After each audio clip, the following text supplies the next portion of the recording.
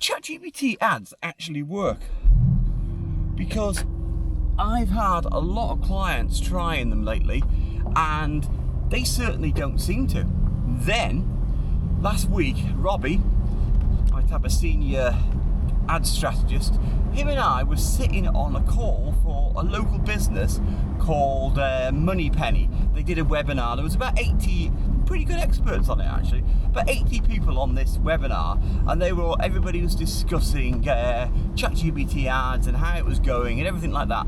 And one of the things that came out, the consistent message was, starts well and then just dies flat. So in their case, I think they had 6 conversions. They put a fair bit of money against it as well. 6 conversions and then just totally flat and dead. And nobody really seemed to have any type of answer for this. So as I do, I wandered off, did the rest of my daily work, and then started pondering this question a little bit. And one of the things that started to annoy me a little bit was, you know what, when you start to really think about ChatGPT ads, you realise something so fundamental. I don't know how these guys didn't see it. You know, I love this book called Path Through the Jungle, and he talks about the human side of the brain, and he talks about the chimp side of the brain, and you probably know it. It's like you get a gut reaction, you know, fight or flight, that type of response. Now I started to think about this because I do a lot of big thinking, nothing else to do these days really, teams running, making money for everybody. Anyway, when you really start to think about it, ChatGPT ads is unlike any other advertising platform, and it's not because it's AI, far from it. Just get myself through the gate here, everybody moans. It's a bit too narrow, but like a ninja there. Anyway, I think Todd's probably in the studio today, so I might as well stay here and continue this conversation with you. If you think about ChatGPT ads, they're fundamentally different from Google and Meta ads. So Meta really knows everything about you that you don't disclose. So you're sitting there, and I've got a phone in my pocket here. Where is it? Not too sure. So I'm here on my phone, I'm busy scrolling through, something catches my attention on Instagram, I pause, I watch the video, same on Meta, everything like that. So it knows what I don't disclose. It's like your actual real inner chimp, what attracts the chimp. And the same is whereby this phone knows I'm now at work. So basically, I've left home, driven to work, Meta knows exactly where I am. Now, it's the same thing with Google Ads. Google Ads is built on the Google platform, so we got analytics, we got Google Maps. So Google Maps knows, again, I'm sitting exactly here. It knows the journey I do every day. So whereas on Meta, I'm subconsciously disclosing what I actually want and like, subconsciously, and it also listens to us, we all know that one. But on Google, I'm actually purposely going there only when I'm interested in solving a purchasing problem. These days, you don't really go to Google unless I want some new Ray-Ban sunglasses, Ray-Ban aviator sunglasses. Type that in, whole load of advertisers come up, and then Google will follow you around. It will show you Ray-Ban sunglasses ads on YouTube and everything, all that top of funnel stuff I keep talking about. So we're going to this location on Google with a buying and purchase intent. We're on Meta where they know what our hidden purchase intents are. So for example, Paddy here, he has just got engaged, fantastic, absolutely brilliant for him, so happy. But he would have been looking at rings, he would have been looking at all different types of things about engagements, engagement speeches, proposals, etc., etc. So Meta knew everything about that to do with it. He also then started looking for rings actually on Google, so they knew about it and they knew he was looking for a ring. Now, think about this. If you consider ChatGPT for once, I called ChatGPT disclosure advertising. And the reason I'm calling it disclosure advertising is unless you tell it something about what you're doing, then it doesn't know anything about it. So most of you are going there and you're trying to solve some technical advertising problems, you're trying to solve some legal problems, you've got a dispute with a tenant, you've got maybe an issue with the car you've got and you're looking at how you fit this part. But unless you tell it about it, then it doesn't know anything about it. So do this little bit of an experiment. go to ChatGPT and type in, tell me everything you know about me and anything you're, I don't know, surmising or guessing about me. Just type that in and see what comes back. You're going to be surprised. It's going to be amazingly accurate about a lot of things, but much of your life and much of your activities, it knows nothing about. So if we come back to the Meta thing again, on Meta, we know that virtually every website on the planet has got that Facebook pixel on it. And we know virtually every commercial site on the internet has got Google Analytics on it. So it doesn't matter with either of those two platforms if you've actually told it something. If Paddy starts going looking for engagement rings, starts going around all these jewelers, Google automatically knows about it already, so it can start sticking ads on YouTube. Then the next thing that comes in is that Facebook and Meta and Instagram, they know that as well. And TikTok will know an awful lot as well because they're pixels on a lot of sites. Now, so you can see they have far more visibility. As you travel on their platform or off their platforms, they know everything about you. The only thing ChatGPT knows about you is what you disclose to it in a chat. So it means that targeting isn't really as focused and as accurate as everybody else is. Now, I know the argument. As we go forward and what's called the OpenAI pixel is put on more and more websites, they will get to the point where they can follow us around and see what's happening. But at the moment, that's the problem they've got. Unless you disclose onto that chat, then they've got no visibility of you.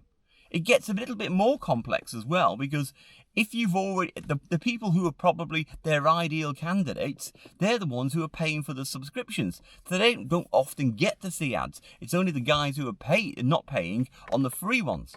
Then we get to something else.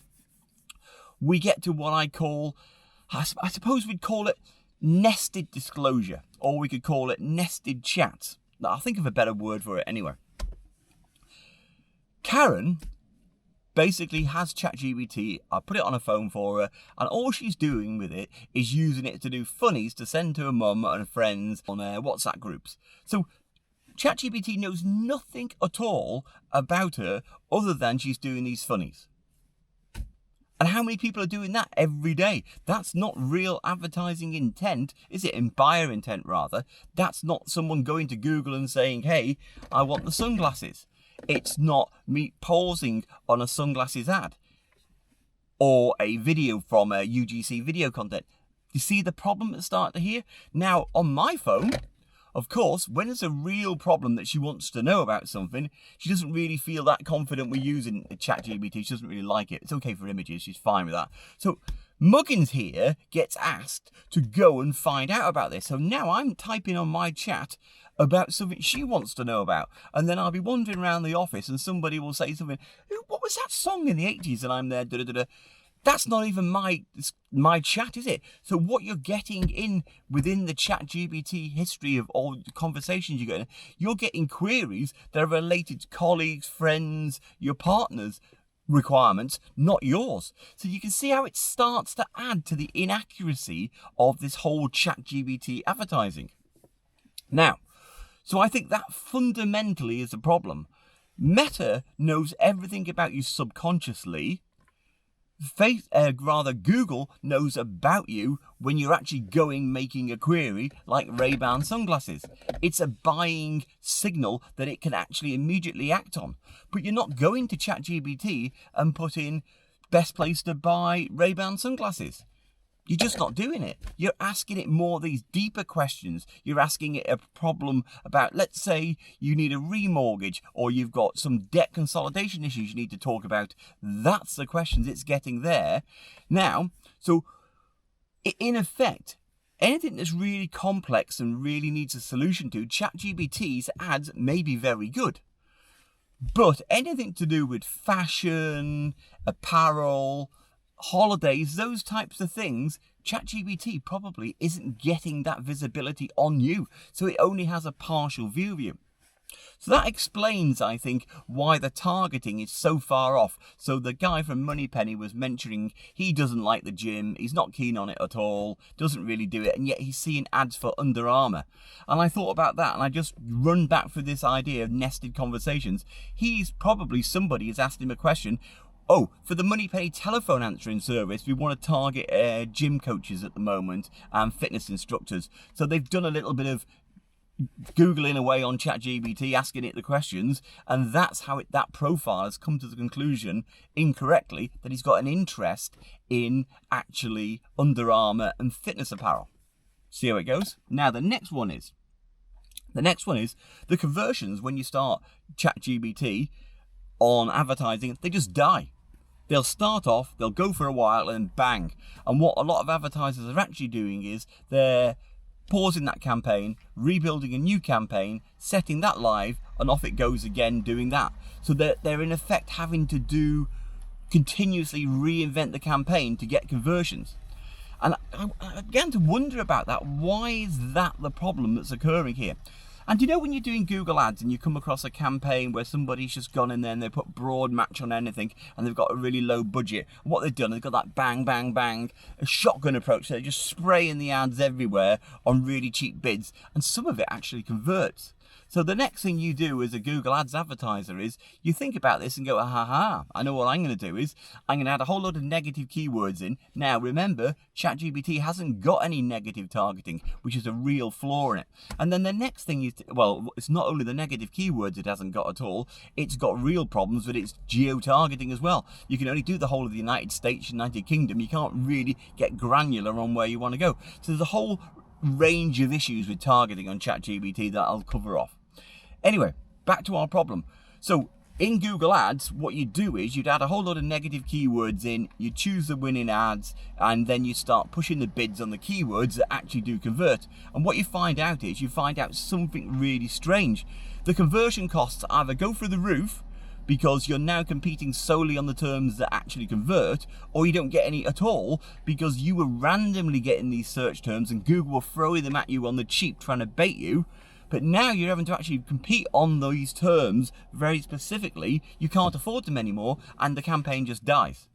And I'm beginning to wonder if that is the same thing on ChatGPT ads. What it's doing is it's type of targeting in on the actual terms or the chats that are actually going to convert and the profiles that are going to convert.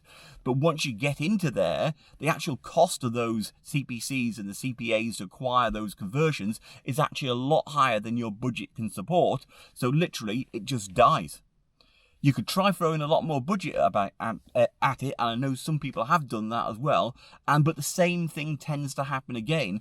And I'm wondering, when you actually start getting into this, is the actual pool incredibly small to get to? Because if you think about it, when you go to Google, there's ads everywhere. There's plenty of inventory space. When you're on Instagram, you're on Google, or it's not Google, Facebook, there's huge amounts of inventory there as well. You can scroll there, never-ending inventory. On ChatGPT, you just see that occasional little ad to the side. So they haven't got a lot of inventory there to put your ad in front of. So that could be a real problem as well. The audience for actual purchases and the available spaces that you've got on ChatGPT. There's Todd wandering in there, our new UGC creator guy. He's off to rob the studio again. Anyway, I think that's the problem. The problem is that there is one, when it initially finds what it needs to really target, it turns out the CPCs are incredibly high, and then it finds out that the audience is incredibly small. So that's my type of idea about why ChatGPT ads aren't currently working. It's running a different form of advertising. It's not doing this subconscious advertising that Facebook does or Meta does, and it's not doing the high buyer intent advertising that Google Ads does. And both of those platforms have the huge visibility of what you're actually doing around the internet. What it's doing is disclosure advertising. There's a new one. I might be credited with that idea one day.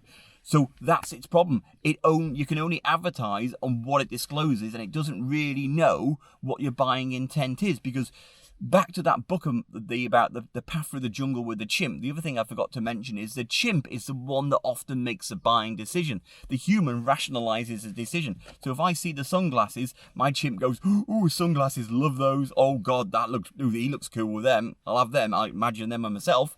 No problem at all." Chimp buys it. It's the same when you're on Google Ads. On Google Ads, the chimp has got a problem and it's in control, because anything that really catches the chimp's attention, like anything he wants, anything he desires, it takes over the control of the buying process. So when you're there on Google typing in Ray-Ban sunglasses, the chimp is trying to solve that problem, and it's trying to solve it now. The chimp has got no idea of time. All it ever wants to do is solve problem now, as very much like a chimpanzee or early human want to do, and therefore it sees solution, it buys solution. But when you're on ChatGPT, remember, you're dealing with the human that does logic, evaluates, looks at the options. But the human never makes buying decisions. Buying decisions are nearly always made by the emotional chimp side of your brain. So what you've got is two advertising platforms over here that actually hit the chimp, and that's why you get purchases and conversions. And over here, you got ChatGPT dealing with the rational human one that rarely makes a buying decision at all, if ever. So there you go, that's my thoughts on it at the moment and where we are with ChatGPT ads. I think really my advice to you at the moment is I'd go set an account up, have a little play around on it, put $50 on it, £50 on it, have a look, just be a bit familiar with it. The rest of the guys, like the ones at Moneypenny, where they're putting huge volumes of money against it, great guys, keep putting the money against it. You can afford it. You need to pioneer this so that you can be at the absolutely bleeding edge of this, helping OpenAI refine the advertising system to get it to work. I genuinely don't think it's going to really work until they have the visibility of where we are on the internet, when the pixels on enough sites to see what you're doing off the platform. But for everybody else, I'd open the account, play around with it a little bit, and that's it. Just be ready to go when it really starts to work. But at the moment, it's probably not a viable platform for most advertisers, other than doing a few experiments on it, just keeping yourself out there. Now, well, the battery's just gone. Anyway, if you've got problems with scaling your ads and it just don't seem to be going anywhere and you're struggling and it just seems so hard to do anything with Google Ads, and you're at the point you think, God, I'll turn this thing off, it just doesn't work. It genuinely does work. The problem is that you're not at the top of the funnel, throwing people in the top so they can come out the bottom of the funnel. This whole idea of just being able to advertise at the bottom of the funnel is really, it's the old way. It's gone. The new way is we need to put people in at the top of the funnel on YouTube, on Meta, everything like that, to make them aware of you, bring them down the funnel, so when they get to the bottom on Google Ads, you've got this larger, warm audience of people that you can actually convert. So as I said, just nip on to scan the QR code on the screen here somewhere, go visit clickconvertmarketing.com, or give us a call up or drop us an email, john@clickconvertmarketing.com. Just do that and we'll jump on. We'll go through the account with you. We'll show you why it's working the way it is, how it should be working. And if you like what you see, we're here to help you. If you don't, no problem. We're all adults. Just say no, and maybe a bit further down the road, we'll do something together. But until next time, guys, bye.